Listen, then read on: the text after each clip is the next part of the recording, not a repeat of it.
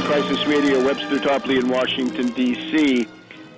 In our first segments, we went through the emerging bloc, Russia, China, Saudi Arabia, Pakistan, and that would be an economic, monetary, strategic, and probably military alliance against the rampage of Anglo-American imperialism through the world, which for the non-thinking classes is assumed to be the Arab Spring. It is, in effect, an attack on all nation-states in the world, and it extends to Italy, to Belarus, to Kazakhstan, to Azerbaijan.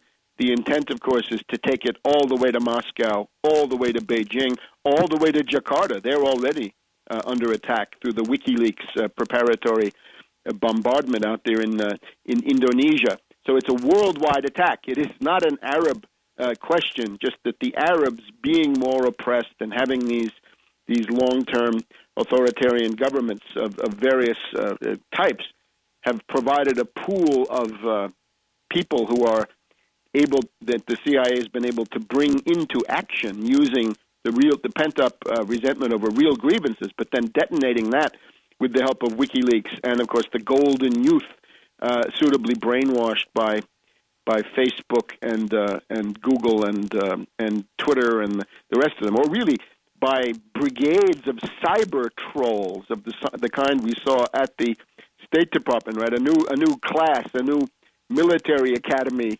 graduate class of 5,000 cyber trolls, cyber warriors have been put out from the State Department to go in there and get on the internet, probably with the special U.S. Cyber Command, U.S. AFRICOM technology that allows each cyber troll to assume up to 100 identities on the screen. And with this, you can fill the internet with lying propaganda. In Libya, so we're going to have foreign officers, British, so far it's British, French, and Italian, coming in, and I see them taking over regiments. We're going to have colonial regiments with the European officer, and then the rest of them are the natives. So isn't that wonderful? Back to imperialism, back to colonialism. Thank you, Jalil. Thank you, Yunus. Thank you, Hiftar, for bringing the colonialists back in grand style. And that's not the only thing. Admiral Mullen now announces that since Libya is deadlocked, Obama has ordered, and Gates has also said this, U.S. Predator drones have been ordered by Barkey to come in and start killing Libyans. And that is now the singing tomorrow of democracy. The fruits of the color revolution, the fruits of the people power coup, these odious, cowardly Predator drones flying over the country, trying to assassinate people. And, of course, Gaddafi, his family, and others in Tripoli will be the prime targets, an odious and hated gesture. It's also, as David Ignatius points out, David Ignatius today in the Washington Post, David Ignatius repeating this on the Diana Rehm show on National Public Radio, this is a colossal propaganda mistake. There's nothing more hated around the world than the Predator drone. If there's one symbol of an odious, anti-human imperialism, it's this idea, and cowardly too, the idea of the Predator drone that flies around. There's some CIA honcho sitting in Langley in an easy chair with a drink and an air conditioner, and he's spending his days killing people around the world just on the general vague idea that they might somehow be linked to something the U.S. doesn't want. Notice, in Pakistan, if you're part of al-Qaeda, they want to come and kill you if they can claim that you are.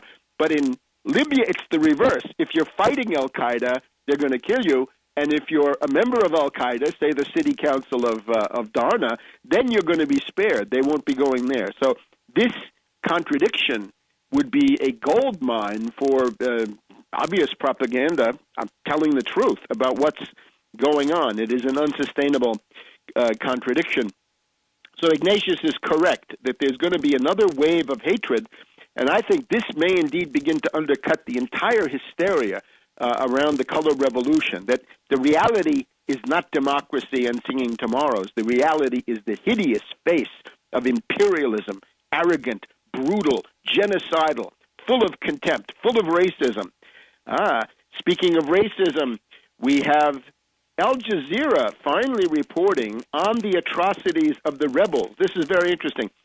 So far, the propaganda line is that Gaddafi wants to carry out a massacre of the Libyan rebels, except that in the cities that Gaddafi has taken over, be it Ras Lanuf or Brega or Zawiya, there is no massacre. Where are the reports of the massacre, dear Al Jazeera? You have nothing to show. What we did have yesterday, Thursday, the 21st of April, in the 1 p.m., 2 p.m., and 3 p.m. newscast on Al Jazeera, a special report. It started off live from Sue Turton, Turton, their British correspondent, showing a black African in Benghazi being lynched, hanged by the neck, stabbed to death, and then decapitated by our wonderful heroes of democracy, by the forces of Jalil and Yunus. He was charged with being a black African mercenary for Gaddafi. There's a kangaroo court functioning in Benghazi. How'd you like to fall into the hands of them? They're from Al-Qaeda. You're just a normal Libyan, and they sentence you to death. And that's going on in Darna, too, where the judges are all from Al-Qaeda. So this is the reality. There is no proof of atrocities per se on the part of Gaddafi, but plenty of proof of racist massacres, lynching, and mass murder by the forces of Jalil and Yunus against these black Africans, some of whom, of course, are most likely Libyans from the southwest corner, the Fezzan province, where there are plenty of Libyans who also happen to be black. Being black in Benghazi is now the biggest risk in this entire war situation. None of this prevents the degenerate Sarkozy from welcoming the terrorist Jalil to the Élysée Palace. I can think of General de Gaulle rolling over in his grave with rage and shame.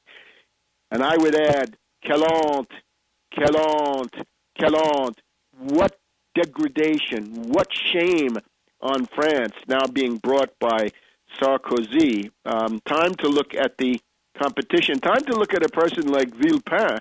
Whatever you think of his internal policies, this would, and I think those have actually evolved. Villepin seems to be showing some idea of social responsibility in the real Gaullist tradition. Somebody has got to put Sarkozy into the defeated column, and it hopefully will not simply be this racist Marine Le Pen.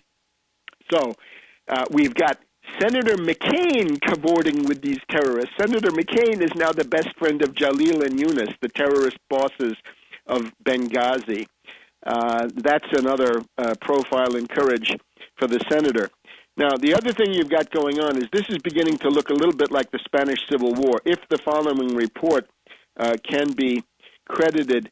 Here we have Debka. Now, Debka, of course, is the Mossad. So here's what the Mossad has to say about Libya. Could be true, maybe not. We'll check it out. But here it is. They say that weapons and volunteers are now coming into Libya.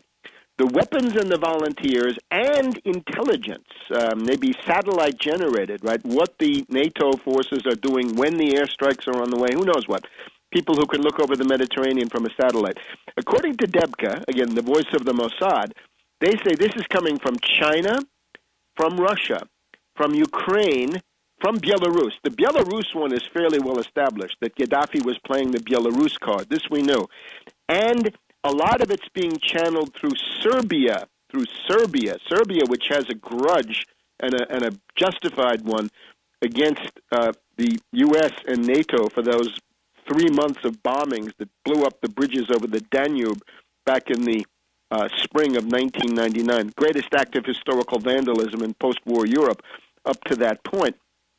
So we've got support for Gaddafi allegedly coming in based on the idea that the Chinese have figured out that one of the main goals of this is to cut off the oil from Libya to China, to cut off the Chinese cooperation there. Back in a minute.